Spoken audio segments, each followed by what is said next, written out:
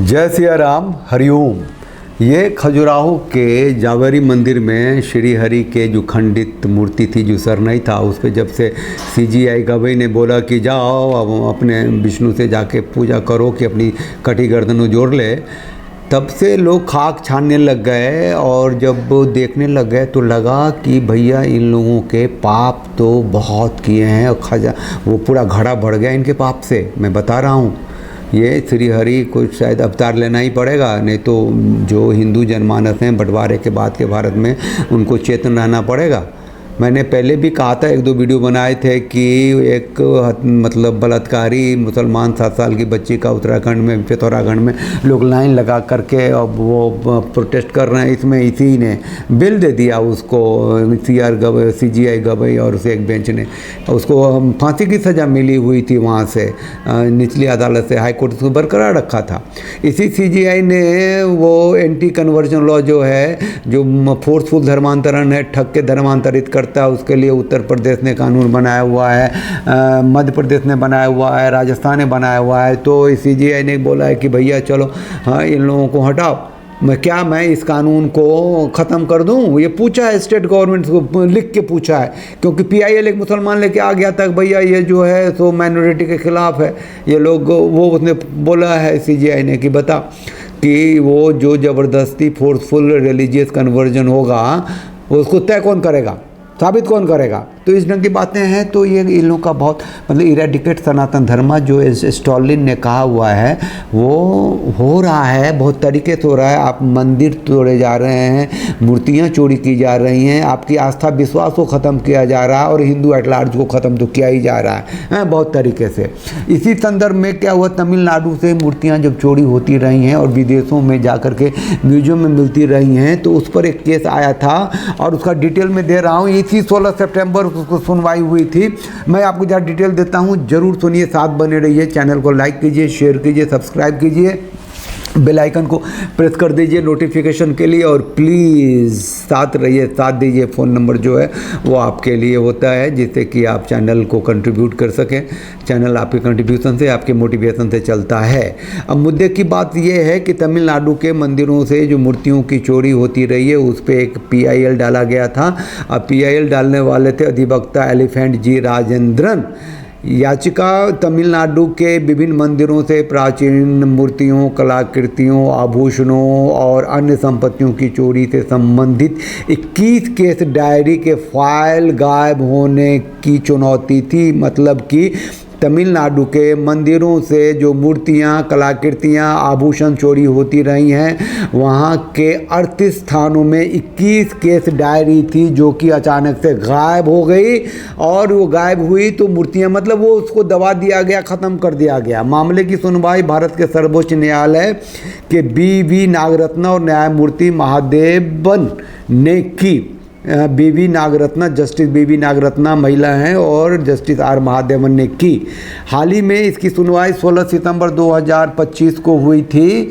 एलिफेंटन जी राजेंद्रन, जो तमिलनाडु का अधिवक्ता है, वो मुख्य याचिकाकर्ता हैं। उन्होंने गंभीर साजिश का आरोप लगाया है और कहा है कि इसमें वरिष्ठ पुलिस अधिकारी, नौकरशाही, हिंदू धार्मिक धर्मार्थ बंदोबस्ती विभाग के अधिकारी, राजनेता और एक मूर्ति माफिया गिरोह शामिल है।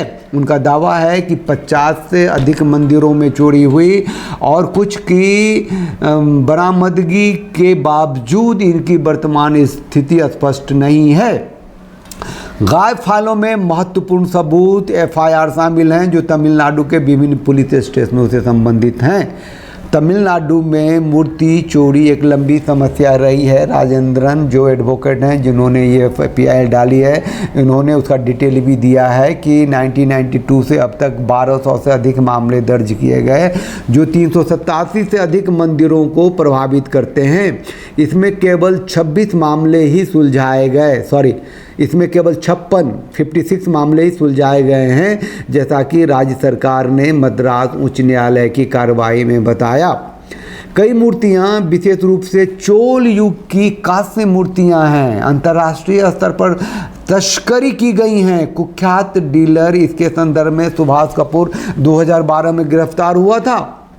याचिका मूल रूप से इससे पहले मद्रास उच्च न्यायालय में दायर की गई थी, जहां राजेंद्र ने गायब फाइलों की जांच के लिए एक SIT है ना का गठन की मांग की थी, जिसका नेतृत्व एक पुलिस अधिकारी करे और कोर्ट की निगरानी में हो। 2019 में उच्च न्यायालय ने तमिलनाडु की समृद्ध मंदिर विरासत पर जोर देते हुए इन्हें संरक्षित करने का निर्देश दिया था, रेखांकित किया था। अब आते हैं 16 सितंबर 2025 को न्यायमूर्ति BB नागरत्ना की अध्यक्षता में न्यायमूर्ति R महादेवन, इन दोनों ने जब सुनी ये बातें तो उन्होंने कहा कि भैया कोर्ट ने तमिलनाडु सरकार से 41 फाइलों के गायब होने पे सवाल किए। एक फाइल 2 फाइल गायब हो जाए चलो, एक थाने की 41 फाइलें हो जाए तो आग लग गई, ठीक है। 38 थानों में 41 फाइलें अचानक से रातों रात आग लगने से क्या गायब हो गई? कोर्ट ने तो यहाँ तक कहा कि एक FIR की 5 प्रतियाँ होती हैं, एक गायब हो गई तो बाकी 4 कहाँ हैं? उनका जो थे स्टेट एडवोकेट जो थे, जो रिप्रेजेंट कर रहे थे स्टेट को, उन्होंने कहा, संजय हेगड़े नाम है उनका, कि 11 FIR फिर से दर्ज की गई हैं और कुछ मूर्तियों की बरामदगी हुई है। आगे की कार्रवाई जो अगले हफ्ते होगी और कोर्ट ने कहा है कि जो तमिलनाडु का गृह सचिव है वो अगर फिजिकली प्रेजेंट नहीं हो सकता है तो वर्चुअल कैमरे के माध्यम से प्रेजेंट हो। आप लोग देखिए, सुनिए, समझिए कि तमिलनाडु के मंदिर की संपत्तियां विशेष रूप से यूनेस्को द्वारा मान्यता प्राप्त चोल युग की कांस्य मूर्तियों की सुरक्षा प्रणाली में खामियां कितनी हैं ये जानना चाहती है कोर्ट। और यूनेस्को द्वारा संरक्षित मूर्ति अगर विदेश में गई तो विदेश के जो म्यूजियम में है वो उन लोगों ने भी किस तरीके से चोरी की संपत्ति को कितने पैसे देके खरीदे होंगे, जरा सोचिए। ये कौन सा यहाँ काम कर रहा है, नेटवर्क काम कर रहा है, कौन सी माफियागिरी चल रही है। और हिंदू सनातन धर्मों को जड़ से मिटाने की, उसके मतलब ख़त्म करना चाहते हैं क्या? कब से हिंदू है, हिंदुत्व है, लोग भैया टीवी डिस्कशन में आके पूछ जाते हैं कि तो हिंदू जो शब्द है वो तो मुगल लेके आए थे, लमाका ढमाका बकवास करते हैं। At the end of this video मैं सिर्फ ये कहना चाहता हूँ कि यहाँ का जो CJI है, चीफ जस्टिस ऑफ इंडिया, जो BR गवई हैं, जो नफ़रत करते हैं हिंदू से, सनातनियों से, और मतलब वो बहुत ही ओपन है, उनकी घृणा है। ऐसे अब तो खैर नवंबर तक ही हैं, तो ऐसे में आप क्या उम्मीद कर सकते हैं कि राजनीतिक व्यवस्था आपकी नहीं, न्यायिक व्यवस्था आपकी नहीं। तो ज़रूरी है कि जो कुछ भी कोशिशें हो रही हैं वो होती रहें, आदमी अपनी लड़ाई लड़े।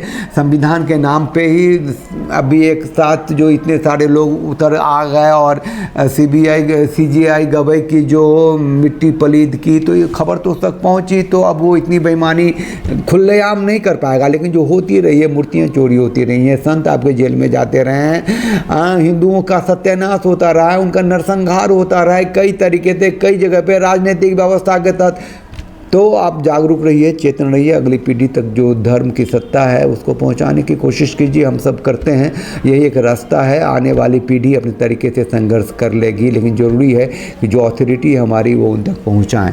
चलिए, साथ रहिए, साथ दीजिए और सोच के चलिए कि राजनीतिक व्यवस्था और न्यायिक व्यवस्था भी हिंदुओं के, इस मेजॉरिटी ऑफ द नेशंस जो हैं उसके साथ नहीं है। ऐसे में किस तरीके समझिए, बहुत ही छोटे लेवल से लेकर के ऊपर तक, ये इसको सोच के समझ के हम लोगों को चलना पड़ेगा। साथ रहिए, साथ दीजिए। जय सिया राम, हरिओम।